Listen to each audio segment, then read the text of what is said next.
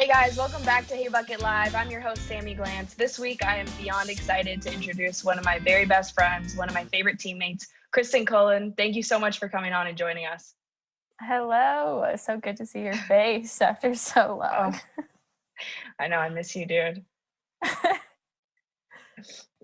For those of you that do not know Kristin, she was an elite pitcher. She graduated from UC Berkeley. Our first team together, we were 11 years old, the Northridge Bulldogs. Shout out to both of our dads for coaching that team. That was pretty fun.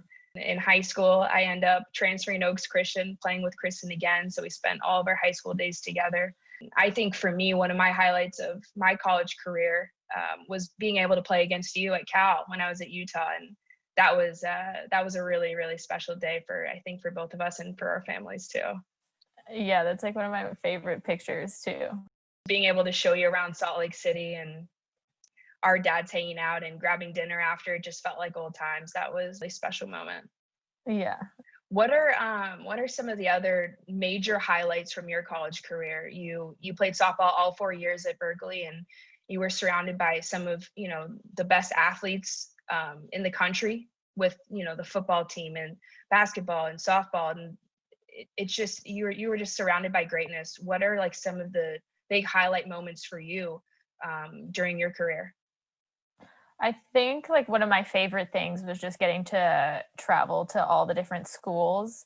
I loved traveling and getting to see all the Pac-12 schools, and I really enjoyed when we'd go into playoffs and we got to go see everything else. Like I remember we went to playoffs in Alabama, and we got to take like a special tour of their football stadium and their locker room. It's crazy. Like the SEC and their sports is just big time over there. They have like a whole hall with all the championship rings in Alabama and all their trophies. And it's just like, wow, this is crazy. I just love getting to see like how big college sports is nowadays. Yeah, I think especially for you guys, your team was good enough and you guys were amazing that you made regionals all 4 years. That is pretty incredible. What was your favorite place for regionals? What was your favorite college town to go to? That's a good question.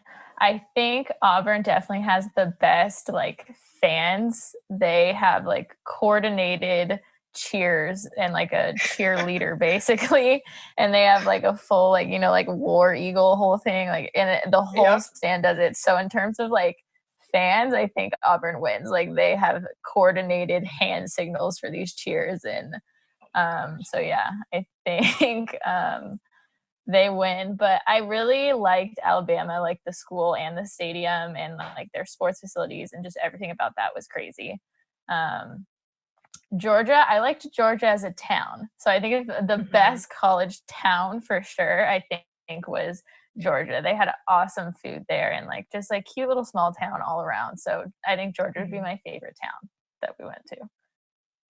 Yeah, I think that's one of the coolest parts about playing college sports is being able to go check out places and getting to go see cool cities and all that stuff. So that's really cool that you guys were able to, have that opportunity to explore on your off days or whatever. I know that you guys also did those trips to Hawaii every year. That was probably just unbelievable, especially for like team bonding and just having a good time. Yeah, no, I love that. And we would spend like, I think it was a good 5 days there. So there was always kind of like an off day. And I remember we went like on a boat one time on the very last day after games were over. So yeah, I got to go there 4 times. So it was really awesome. But yeah, I remember once I finished, my mom, I graduated my senior year. My mom ended up taking a trip to Hawaii. And I was like, oh, I'm good. I've already been there 4 times. Like, so softball takes you places. Absolutely. I think that's one of the biggest things that we've learned is just, being grateful for everything that the game has given us. From meeting you to going to Cal and, making friends there and having a world-class education. What was that kind of like, being able to balance the academics, which at Berkeley, those come first, for students, but also being a Pac-12 athlete. That's mind-blowing how you were, able to balance all of that. Yeah, I think I had to learn that really quick. Having tutors is like the only way that I could survive. But from it, I've feel like I have the best time management skills now. What I respect with you is that you were able to kind of see things from the outside looking in almost, and see the bigger picture, that education comes first, and, being a good teammate, and just, putting your all into something that comes first, and like the results will come. And that's something I really respected about you, and I really admire about you. And now with life after softball, what were some of the biggest lessons that you took away from, softball as a whole, but what about your experience at Cal? Yeah, I think being at Cal like really taught me to be very resilient. And I think that goes for most student athletes like all over. It is such a grind, and you know that. And there's just so many like trials and tribulations that you face going through it, whether you're in a slump and then you have to deal with being in a slump, but then you're going to class and you have a midterm. And so I think just like really being resilient and pushing through it. I think every athlete has like some slump that they go through in college, and you're constantly competing like against people on your team and other teams and whatnot. So I think my biggest thing was just like to be like resilient and just like really don't give up. And I've like found that to be true now. And I feel like so prepared for like any job or anything else that comes at me at life. I'm just like, I was a student athlete. Like I got this. Absolutely. And like we talk about it all the time, but just being in the workforce, saying that you're a student athlete, like that holds so much power, and just with all the connections that you've made along the way. Like you'd be surprised like how many student athletes that you'd come across in the workforce, and how important that is. I think going into it is that's kind of like a little badge of honor that you'll always be able to say. Yeah, I think especially in the workforce, like every job interview you go into, if you say you're a student athlete, they just know like you're going to be good at time management and stuff like that, like we were talking about earlier. And I just think how to work on a team, how to work individually, like how to play your part in your role. When you're going into college, I know for myself especially, you're big fish in a little pool. You're coming in, you're really excited, as a freshman in college, and you want to be first team all pack, and you have huge goals for yourself. And me, that's always how I've been. But I think something that you were able to do was you were able to kind of take the ego out, and you were able to perform in any role that they asked of you, and you were going to give it your best. How were you able to, what was that mental switch like for you, that you were able to just kind of make that adjustment?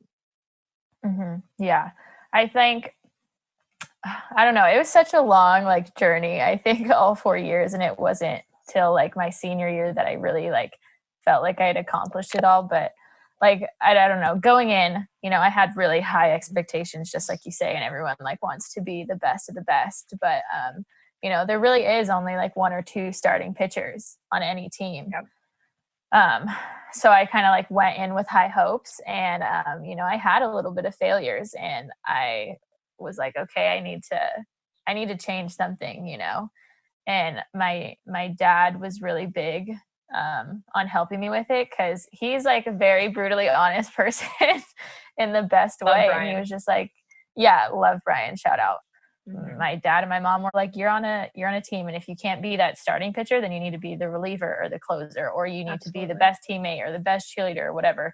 And that's what really made me learn like kind of that bigger picture.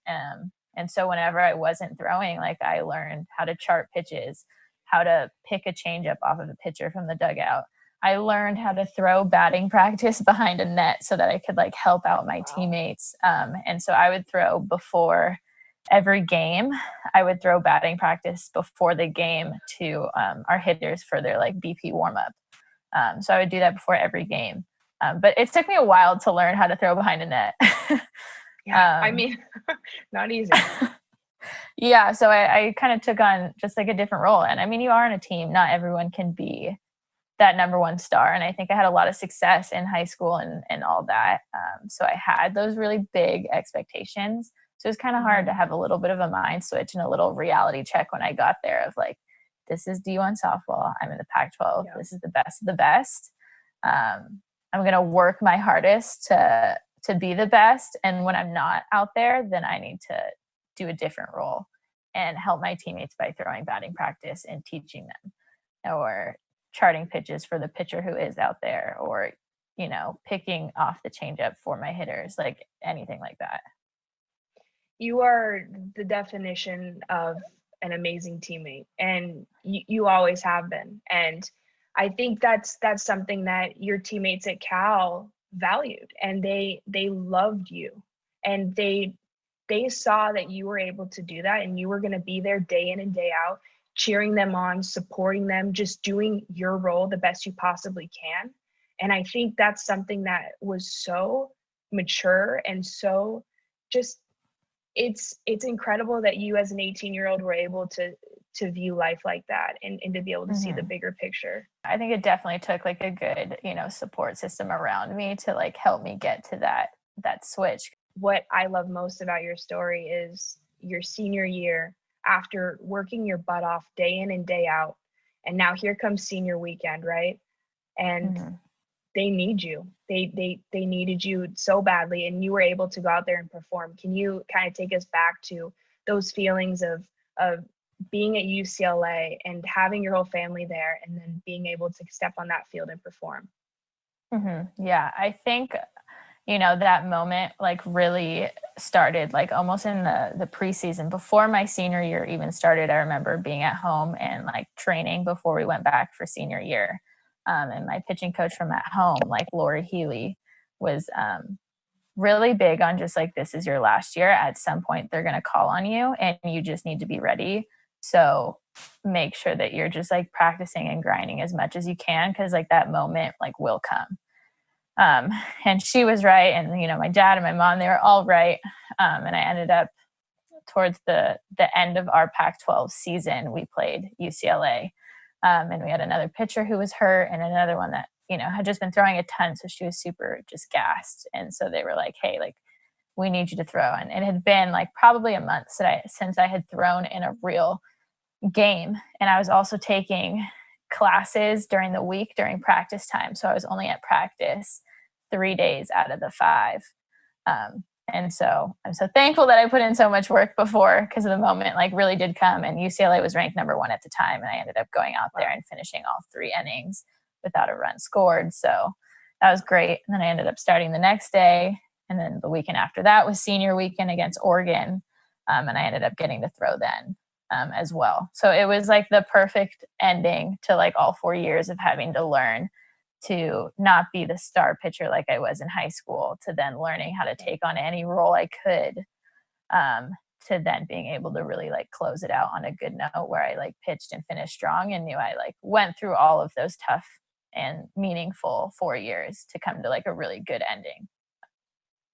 Yeah, I have the chills just thinking about that moment and how unbelievable that was, you know, just for everyone, you know, just having your whole family there, and for yourself, with all of the time and energy and tears and sweat and everything that we put into the game. That was, I can't even imagine how amazing that feeling was, just to see it all come full circle. Yeah, it really was like full circle, and it was like the best accomplishment like for myself personally. Like that's what I always say was like my biggest accomplishment, besides like graduating and getting that education. Just being able to know like I stuck through it all.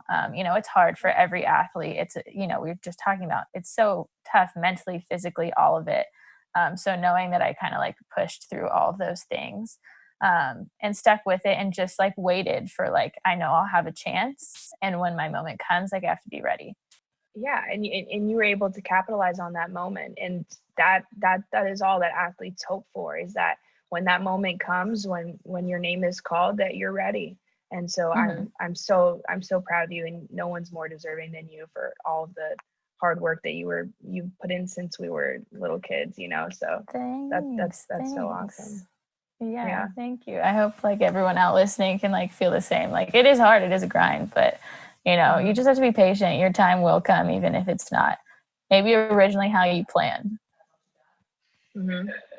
Absolutely. Like I didn't think that I would be sitting here interviewing my best friend on HeyBucket, you know, and it's pretty cool to see it all come full circle. Yeah. On a lighter note, back when we were 12 years old, I know we've had, some crazy times. Braids and braces is kind of like how I'd like to describe it. Yeah. What were some of your favorite memories, from that 12 and under Bulldogs team that went to nationals? Yeah. Oh my gosh. What was the thing with the Goonies, that movie? We would always get to like watch a movie before going to sleep, before like the next tournament or whatever the next day. It was a ritual. I think it was you and me. We had to. Yeah, had to have a movie. I like can't fall asleep without one. No, always. We're scared of the but dark. I'm pretty sure we were in like my hotel room. I think your mom wanted us to watch it. She said this is perfect for you guys. She loves it. And we loved it. We love Goonies. And then here comes high school. What was like your favorite memory from those Oaks teams? You transferring over, and I was like, yes, I have my best friend here now in high school. Like, this is crazy. Like, I have my catcher back. Like, awesome. Nothing will keep us apart. That was a really good memory. I think when we beat Moore Park our junior year, that was at Moore Park. Yeah, crazy memory. They were just ranked number 1, had awesome athletes. A bunch of them went D1. Hi, Amanda. Hope you're listening. Yeah, we are gonna have Amanda on. That's our next one. We have to get all of us on together. But you should. She has like the best softball knowledge ever. To this day, dude, and I take everything personally. That is one of my biggest failures, was Amanda Lorenz transferring to Moore Park. Honestly, I took that personal. I know. You were so upset. I was like, oh, she's just moving closer to home, man. Like, she just wants to be with her friends. We would have won CIF maybe every year if she would have stayed. There's no way. Well, she went to Moore Park and they were number 1. I know. We need her. That's why it crushed me. It was absolutely crushing. Yeah, but yeah, they're a crazy team. So I think beating them junior year was like really awesome. And I remember I was so stressed that day because I had a chem final, and then not a final. It was a final. Yes, it was. And then I got the score back, and I was like running to the game, like, oh my God, Dad, Mom, guess what? I passed. I got it like a B. And they're like, we don't care, honey. Like, you have a game. Yeah. Like, you need to focus. And I was like, okay. Yes, Kristin, stop with that school stuff. We got to win a game. Yeah, seriously. That was one of the most incredible games that I've ever played in, just with the amount of people that showed up. There was fans from all over the valley that came just to watch that game. It was just a good game. We were the wild card, right? Yeah, really, we definitely really were not in the top part of the bracket for that CIF year. No. It was just at Moore Park. It was really crazy day. I was stressed. For that game. Oh, absolutely. Yeah. And I remember. Oh, our picture from that. The picture, that's like our best softball picture ever. Our best but worst. We were savage. Yeah. That was terrible. I'm so sorry. I'm just gonna say that now. Sorry to everyone at Moore Park. We have better character than that. But basically, it might have been my idea. I'll take the blame for this one. But we beat Moore Park at Moore Park, so we knock them out of CIF. I don't know who has a crazy, stupid idea. We decide to go run out to the scoreboard after the game, and we take a picture in front of it, and we're all smiling, holding up number 1. Yeah, that was terrible. I don't even think I took that. I don't even think I was in it. We need to look back and see if I was even in it. I think I was having an inner turmoil. I mean, knowing myself, I was probably having some moral dilemma. So I don't even think I was in it. Yeah. There was definitely a moral dilemma, and you did not want to be affiliated with that. So the only thing I remember is, I don't know why, but we were like a very girly softball team, I think. Like, some of us were really girly. So we would wear the eye black and put the sparkle and the glitter on top, which I think was Kelly Spears' idea, who's also definitely Kelly. Athlete. But I remember we put on clear sparkles for that game. Clear. I want to emphasize, they were clear, I swear.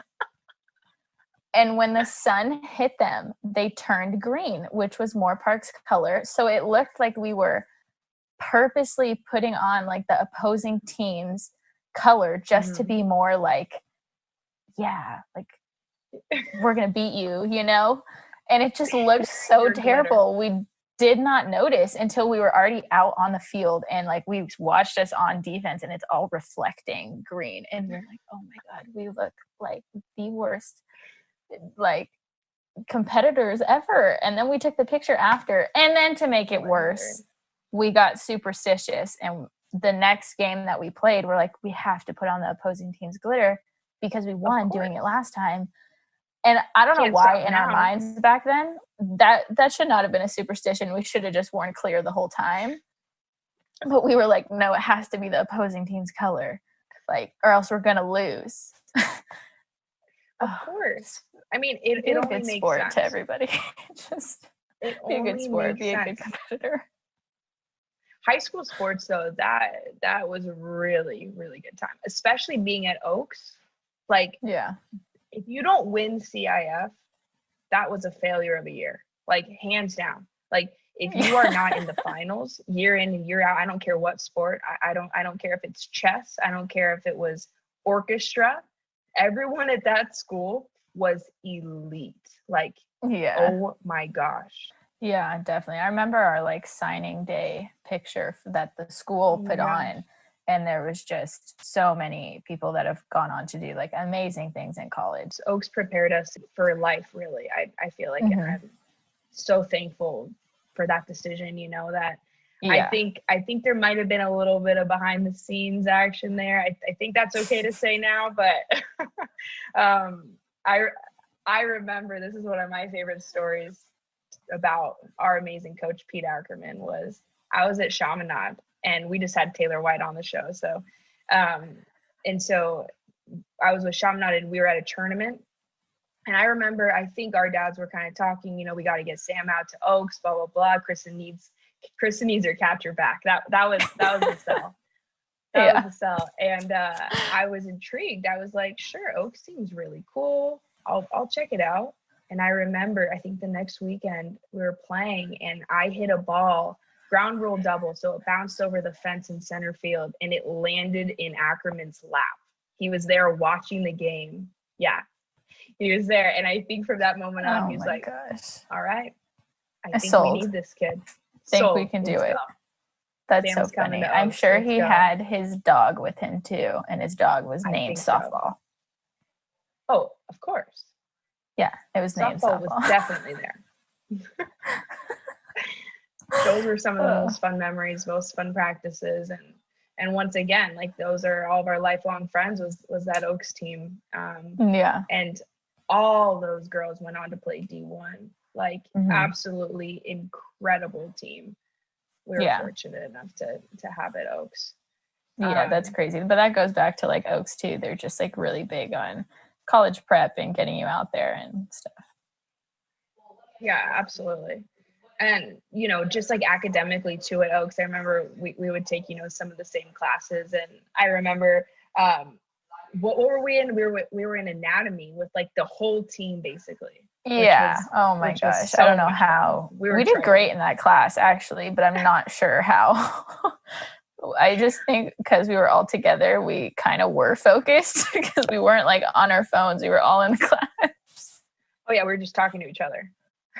Yeah, but we did great. Like really good in that class. Kristin, I think you did great, and thank you for doing great because you helped all of us along. So I am always our study groups, our big study groups. Yeah. I should give a personal memory to you here. No. This is Sam in every single one of our classes together. Sam has a personal love for breakfast burritos all her life. All of her life. She has loved breakfast burritos. But in order for her to love it, it has to have like a hot sauce or a salsa in it, you know? So Oaks has the shout out to them. They have the best food, the best cafeteria, best chefs. They're so nice. And they would make these really bomb breakfast burritos. And Sam would always get them to take with her to class and eat in class, which was usually fine. Like, you know, you got to eat. But she was like, oh man, I have, I need the hot sauce, but I can't just put it on right now because I need it later for like when you get to the bottom half of the burrito. So she would Each bite, I need to put a little bit. You legit do. You put one with every bite. So she would get the hot sauce from the cafe and take it with her to class and would sit there with her burrito and be like this and then eating it and then pour more on and eating it. And then after class, when it would be like the next transition period, she would walk it back to the cafeteria and give it to them. And they'd be like, oh, thanks. Like they just knew she did it at this point. It is so sad that these are the memories of me in the classroom, but I think it's incredibly accurate. It is. And it's just crazy because if I were to be like, hey, I'm going to take this hot sauce with me to class, I'd be like, you're crazy. What are you doing? You can't take from us. But because it was you, like they were just like, oh yeah, Sam takes the hot sauce every day. It'll be back by like 12:30. I'm just checking it out. I will return it. Don't worry. It'll be back. Yeah, like a library book. Lunch period. It's just like a library book. You check out and return. Hot sauce, library hot sauce. Just don't worry. It'll be back. I got you. Yeah. Oh my gosh. Yeah. From all of those crazy times at Oaks to now, I am just so beyond thankful to have a best friend like you in my life. No one is a better teammate. No one is a better friend than you. And I think everyone that meets you feels the same way about you, which is really, really incredible. Thanks, doll. I feel the same way. It's like my maid of honor here. I love you, buddy. You're mine forever. Casey's gonna be butthurt though. Oh yeah. Well, my little sister, my whole family loves this one more than me. That's a fact. That is an absolute fact. So that just shows you about Kristin's character. Yeah. All right. I'm going to put you on the spot real quick and we're going to do a speed round. Are you ready? Yeah. Oh God. Okay. Mentally prepare. Okay. All right, here we go. First one. Ice cream or frozen yogurt? Frozen yogurt. Oh, come on. You knew that. You didn't need to ask me that. Munchies for life, baby. We are lifetime members. Rewards for days.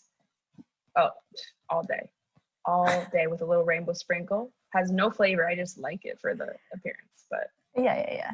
I get the little mochis. Oh, they're fantastic. Those are fire. All right, next one. What is your advice for someone, I'm not referring to myself, asking for a friend, that is a little stressed, a little overwhelmed? How can you kind of have a nice reset in your headspace?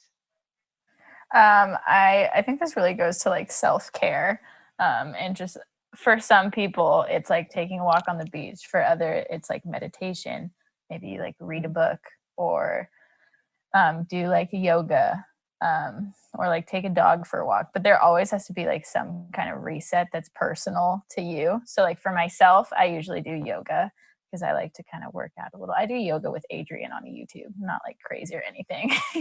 Love it. Love it. Quarantine yoga. Yeah, I do that. Yeah, no, I'm serious. It's great. But yeah, I think anyone that's like stressed should, you could also like call a buddy. Like I call you all the time when I'm stressed, just to kind of like talk my thoughts out. You could write a letter about your feelings. Yeah. I've got a ton of ideas if you need anything. I love it. All right, last one. Since I know you are the mac and cheese connoisseur, where is the best mac and cheese that you've ever had? Ooh. I've been really into Wood Ranch mac and cheese lately. I don't know if I would say it's like my all-time favorite, but my current favorite right now is definitely Wood Ranch mac and cheese. There we go. Solid pick. I mean, you know me, I'm lactose intolerant, so I will be staying away from all mac and cheeses. Cannot. Yeah. For those mac and cheese fans. There. Panera is also a pretty good one if you're into more of like a white cheddar mac. That's a good one. Yeah. Love it. And I'm always really big on them. I'm like still talking. I'm like, stop. I need to give on. This is a good topic. It is Kraft mac and cheese, but the one with the real cheese, not the powder. Okay. There we Yeah. go. You heard it here first. Hey, Bucket There you go. Live. Go get your mac and cheese. All right. Thank you so much for coming on, Kristin. I could talk to you all day. I probably will talk to you all day. Yeah. Of course. Thank you guys for having me. Loved being on here. Thanks for watching this episode. I'm your host, Sammy Glantz. For more content like this, be sure to check out fastpitchfilms.com and HeyBucket on YouTube and Instagram. See you guys next time.